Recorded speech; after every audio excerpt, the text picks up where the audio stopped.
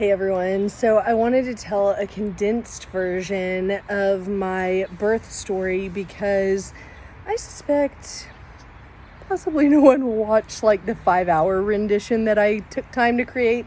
But it was helpful for me and I enjoyed making it. And then if someone really wants to know more, it's all out there. So in short, I started birth with the intention of having a home birth here at my house.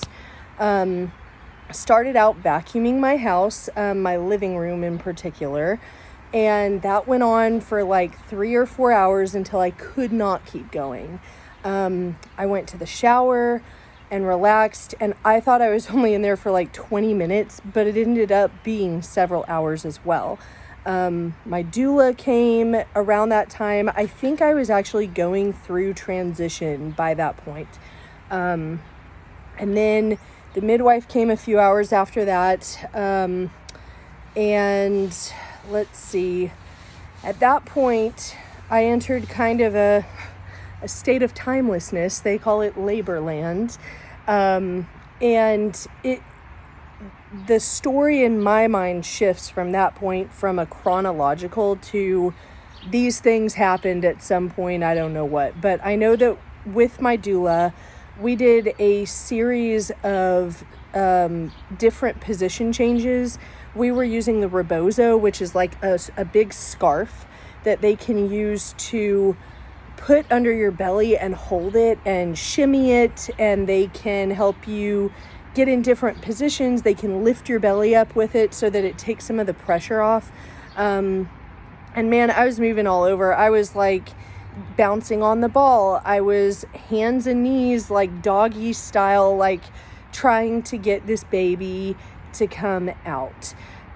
We were side lying. We were doing some inversions where my hips were like up in the air and my face was down low, and like my legs are draped over the peanut ball to try to get the baby to like come back down because my cervix was swollen.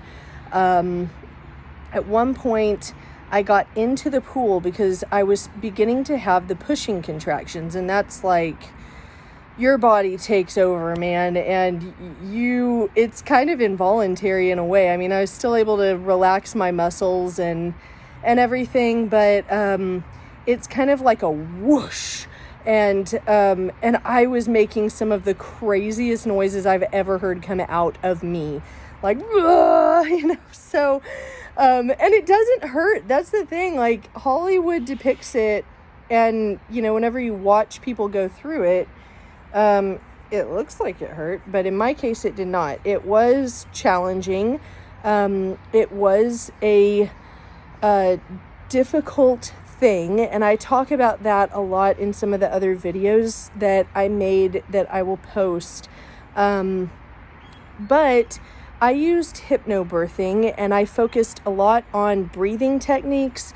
I used the Bradley method, which is it's an approach to natural birth, and it focuses on and emphasizes your partner within the process and the importance of relaxing. So the more you can relax during labor and relax your body and your muscle and keep your jaw loose, the better it's gonna go for you. And I nailed it, man. Like, I really did a very good job. And I had practiced relaxing for like 9 months prior. So I did it every day for at least 30 to 40 minutes as I would go to sleep, and it worked. So if you're going to have a baby, check out hypnobirthing and the Bradley method and take it seriously. So I did all of this. Labor continued. I got in the pool. Then we realized that labor was stalling and the contractions were becoming a lot less frequent. So after so long, I had to get out of the pool.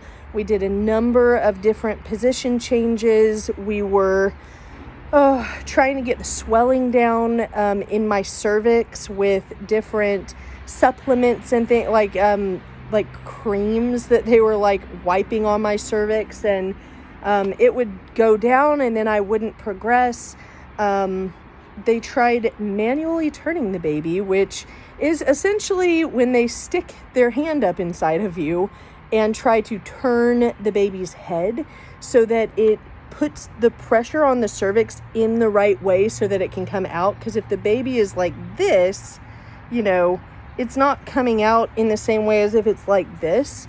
So they tried manually turning it at least, I think, 2 and possibly 3 times.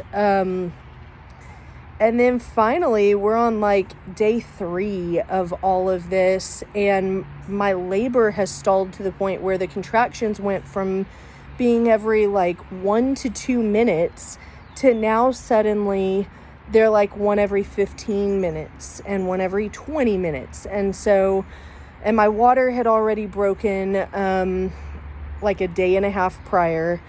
And keep in mind, when you do a home birth, they are monitoring you very carefully. So they're checking the baby's heart rate often. They're checking your heart rate often, your vitals. We were not in distress the whole time. We did great. I was keeping calm. I was up to a long labor. So don't hear this story and think that there was any recklessness.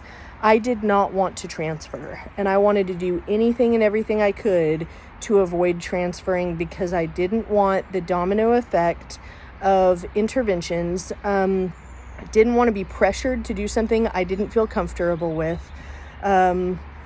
I did not want to be in a place where I felt fearful or where I felt uncomfortable, if at all I could avoid it. And I'm very uncomfortable in a medical setting. So those were among some of the reasons. I also did not want them to pressure me to do anything for my baby that I didn't want to do. And I've spent a lot of time educating myself and preparing for this and learning both sides of the argument.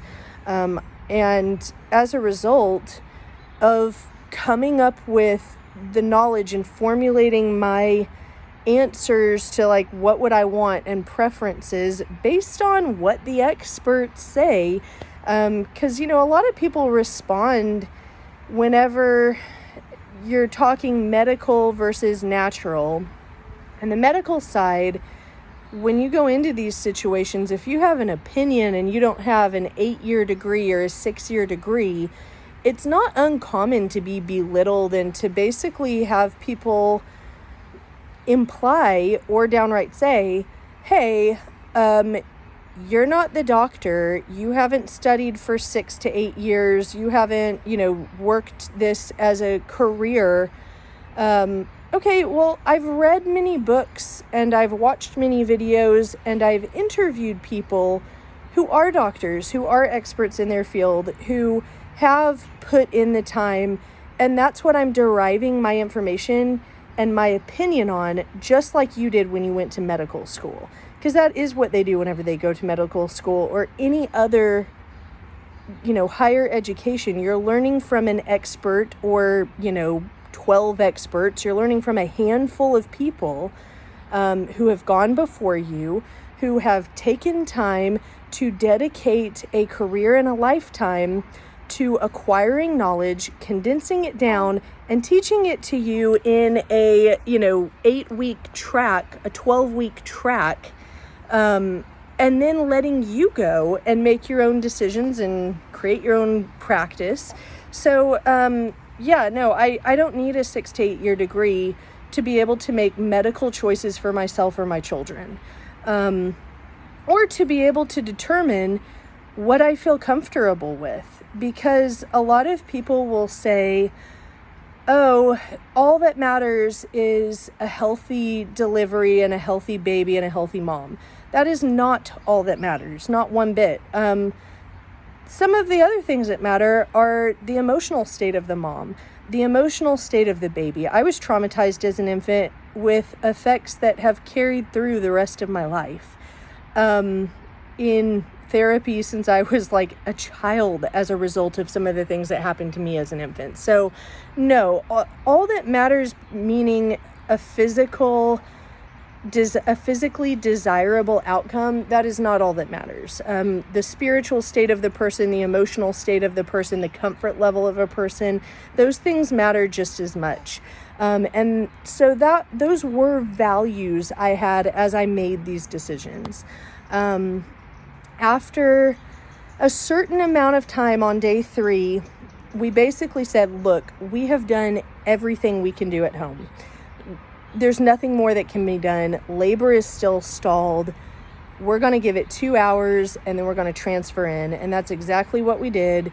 We gave it 2 hours. We transferred in. And then we started the domino effect of interventions. And we were very conservative about it. So we started with Pitocin for several hours to try to get my uterus to rev up again. And it worked okay, but I didn't progress. The baby didn't come down any further. Then we decided to try an epidural to see if that could relax me to the point where my cervix would open and dilate those last 3 centimeters. And we did that for several hours and my body did not relax. It did not continue to dilate. But I will say that the epidural was incredible. If you want to have a baby, now keep in mind, you can get an epidural and still feel everything. And you can get an epidural and get a spinal injury. You can get an epidural and have one side of your body be numb and the other side not. Mine worked perfectly. And I'm just going to tell you, if you want to do labor and you don't want to experience those contractions, that stuff is gold. My gosh. I think for me, it was advantageous to go through the process because it built my confidence. And you know, I did appreciate the break. I loved the epidural. I thought it was incredible. But that's not something I think I would choose on my own unless I absolutely had to, just because of all of the risks.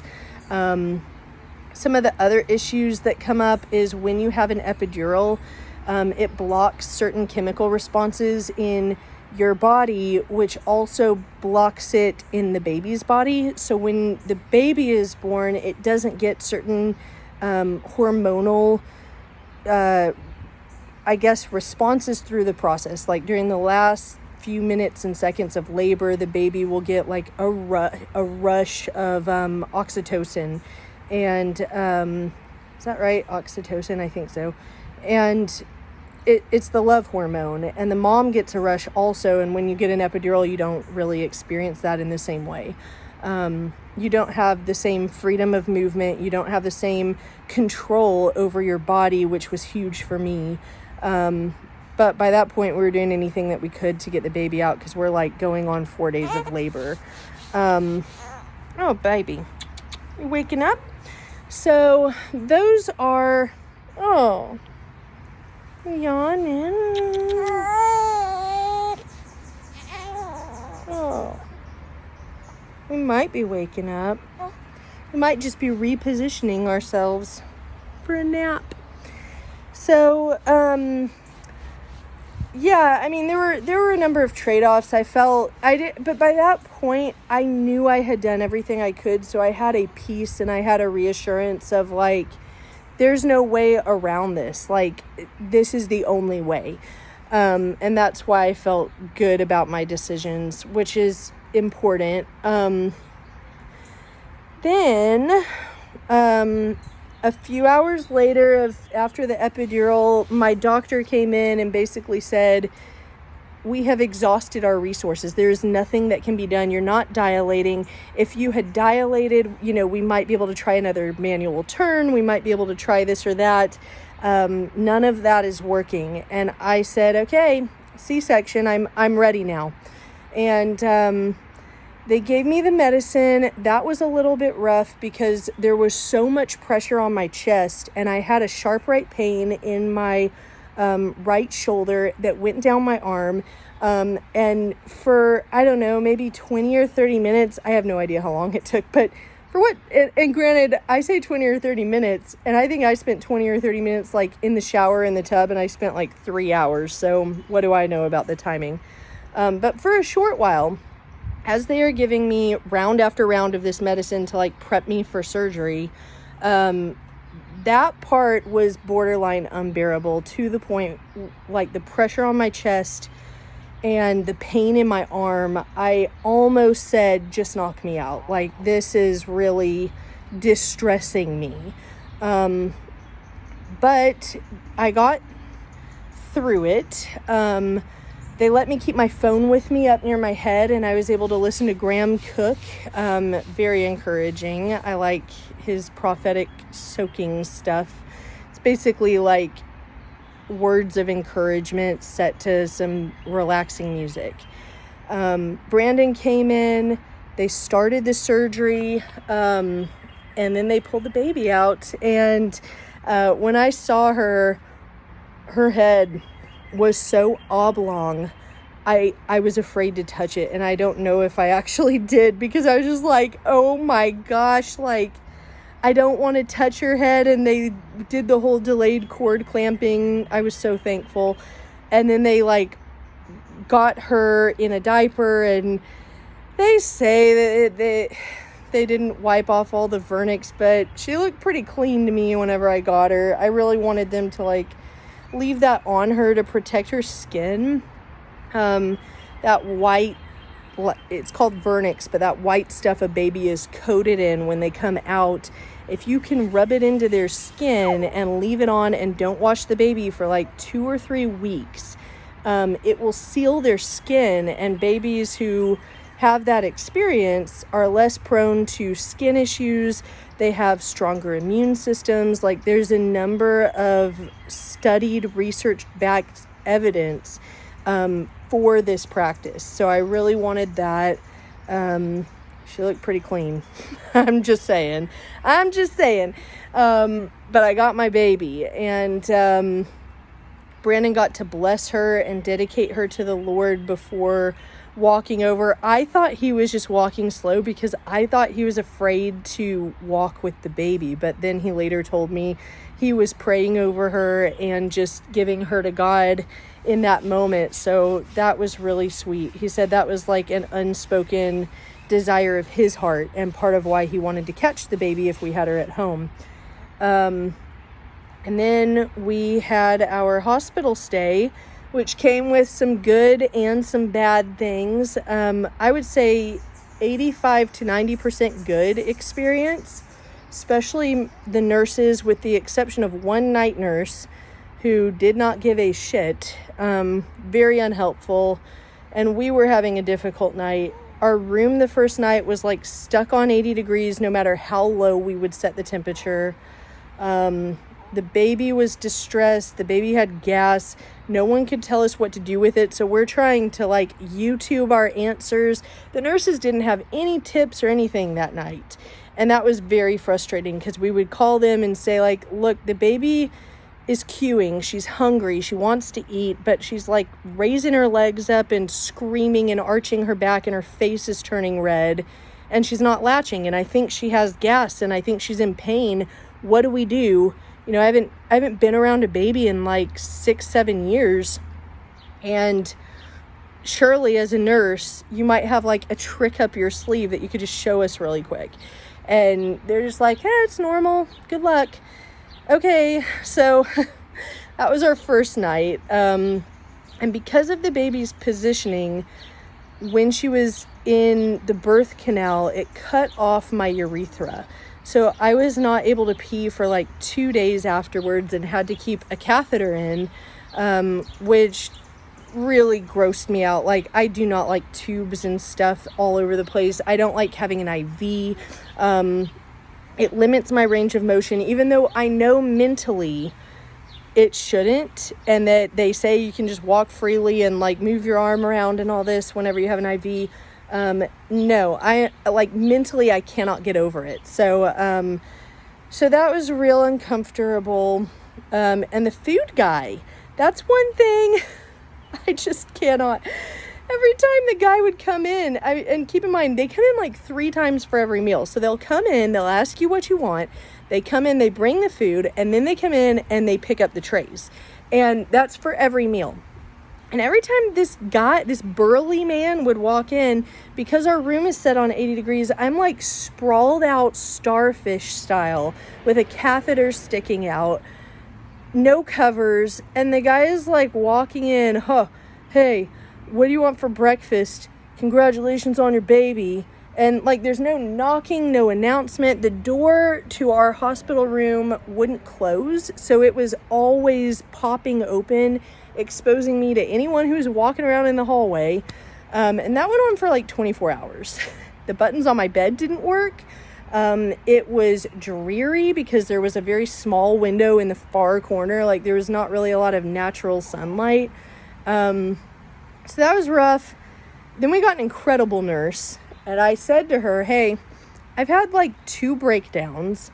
I am an emotional wreck. I haven't slept in 5 days.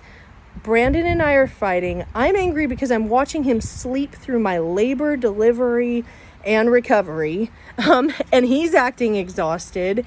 And now they're talking about taking my baby away because she has high bilirubin rates. And so all of that happened, and it was just like unbelievably frustrating. And then she was like, okay, we're going to get on a schedule. I'm going to teach you what to do whenever your baby cries and how to like handle this gas problem that you have.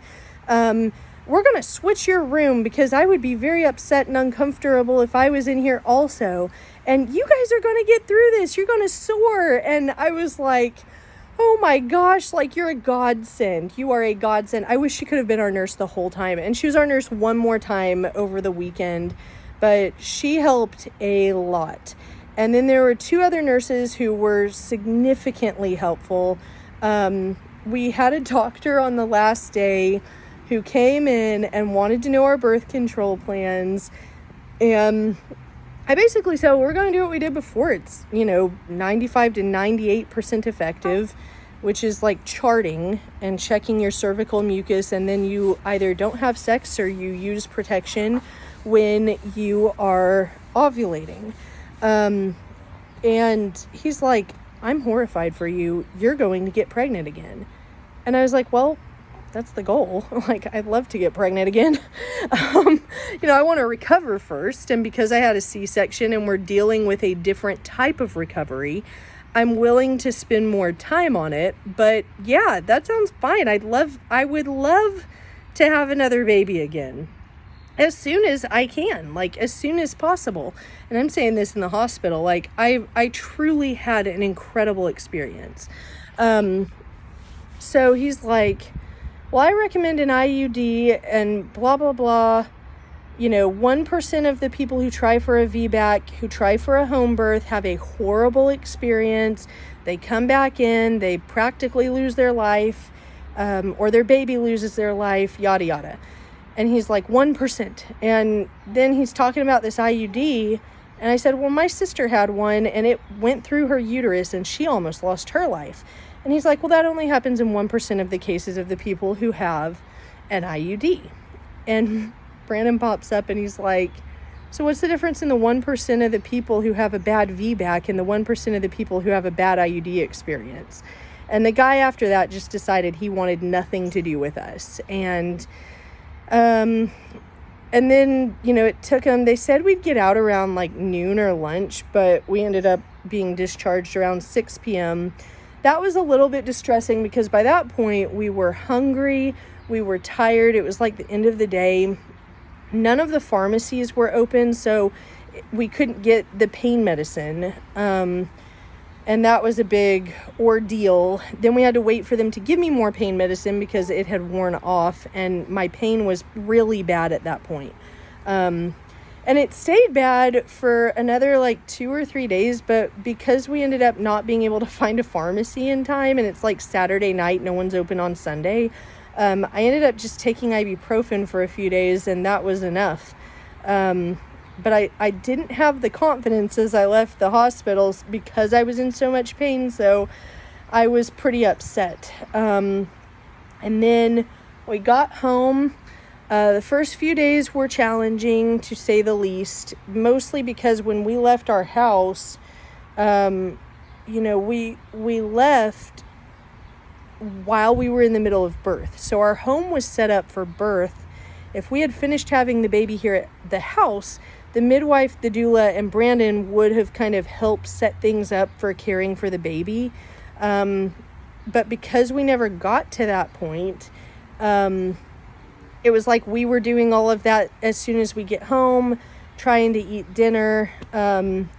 So it was stressful for the first day or two. And then by the end of the first week, we were doing okay. And by that point, our midwife had come back. We had our lactation specialist out. We had been to the chiropractor. All of these helpers had intervened and made our experience so much better. By the end of the second week, we were feeling pretty good. And then by the third week, things really started to feel more normal. And we are completing our fourth week right now. And I would say that things feel pretty normal. Brandon's been back to work a couple weeks already, and things are going very smoothly. So all in all, it was a huge answer to prayer. To sum up, I would like to aim for a VBAC. I am going to aim for another home birth. Nothing about this situation could have been avoided. Nothing about it was an emergency. Not once were we in an emergency state. The care that I had was impeccable. And the personalized approach, keep in mind, we've been in labor for 4 days. My midwife and my doula had been engaged and involved in the process that whole time. And then they came over to my house and they did my dishes and they checked on my pets at 4 a.m. after all of this, after they left the hospital. And then she's back the first night that we get back from the hospital, because I'm crying. I don't know how to latch the baby and feed her in my environment, because I had been in a hospital bed the whole time. And then suddenly I'm in my rocking chair and it threw me off. So she's coming over, helping me. It really was an incredible experience. And I have no reason to not be able to have a VBAC. Everything about my body is designed for birth. So this was just one of those fluke situations where the baby descended at an angle. Now, on my next birth, if things stall and if they are not progressing, I am going to transfer sooner. I'm going to do that differently. I'm not going to wait 3 days. I needed to in this case, and I'm not sorry that I waited. I think I made the right call. I needed that emotionally. However, now that I've been through it all, I will respond a lot faster next time. Not just for the baby's sake, but for my sake too. We'll try all this stuff. I appreciate the order of events that we took in this birth, and I would do that again. But I'll transfer sooner next time if needed. And as far as the preparation goes, I wouldn't change a thing. And I would encourage anyone before they have a baby, do as much research as you can about all of your options, even if you don't plan on being in a hospital, or if you don't plan on being at home, because, sometimes people have babies at home and they aren't planning on that. So I would do all of the research that you can. And I would do that again in a heartbeat. Granted, once you know some things, you don't have to learn them again. So I look forward to doing research for different things on the next one. Learning how to manage a toddler possibly while, giving birth. And I think the only other thing I would do next time differently is in my last week or two of pregnancy, I want to start pumping. And I would like to try to either have as much colostrum or my own organic natural supplement to take with me to the hospital if I transfer, because they made a huge mistake and miscalculated her bilirubin rates, which ended up causing her to spend 24 hours away from us, and they got her on supplement at a certain point, and that caused like a whole strain of stress. And I think next time I would prefer supplement with my own colostrum or milk, and if I can't produce it for some reason or another, I'd rather supplement with my own supplement. Because the one that they gave her, the synthetic one that they gave her, caused her so much gas, and it caused her so much pain. It made her constipated. Like, it was just a nightmare. So I don't think I would want to take them up on that supplement. And honestly, after that experience, I don't know if I would actually agree to the bilirubin testing in the hospital. I think my goal, if I were to ever transfer again, and if things went as well as they did in our case, my goal would be to get out of the hospital as quickly as possible and then do the bilirubin test when I get home with my midwife. Because I'm not against the test. I'm against being pressured into these decisions and then being threatened that my baby might not come home with me. And then to learn that I was pressured because of a mathematical error that they made. That was a big problem for me. And the stress it caused, and the way that it caused the breastfeeding to be so much more challenging on the front end. She didn't want to latch. She didn't want to try. That was a big deal. So I don't think I'd put myself in a situation like that if I could help it again. But everything else went great. I look back on this experience and I see the redemption of God, and I feel like even though I did not want a lot of these interventions, and I still would not want them, in my worst case scenario, it ended up being the best way it could have happened. So if that makes any sense, like, it was the worst case scenario for me. I mean, I guess the worst case would be for all of that to happen and something happened to the baby or something happened to me, which did not, thank God. But, you know, I didn't really get what I wanted out of the birth experience. However, when I look back at my wish list, I got everything I wanted. I was surrounded by people who I loved. I felt safe the whole time. I had control over the choices within the situation. I was educated and prepared. I felt the peace and the presence of God throughout the whole thing. And we were able to do things naturally. We were honored within the process, both by the people in my home and by the people at the hospital. I couldn't have asked for more. So I'm very grateful. I view this as a treasured memory and a treasured experience. And I would do it again. Like, I hope next time I get the vaginal delivery at home in a birth pool and then get to like crawl into my own bed afterwards. But you know, even knowing that possibility for transfer is on the horizon, I would sign up in a heartbeat to do this again, because it was such a great experience on all fronts. So thanks for listening. Thanks for praying. Thanks for watching the journey. It means so much to have so much support. And, you know, I'm just so thankful. And I think that's where I'm going to end it. We're going to go inside and fold some laundry. So, bye.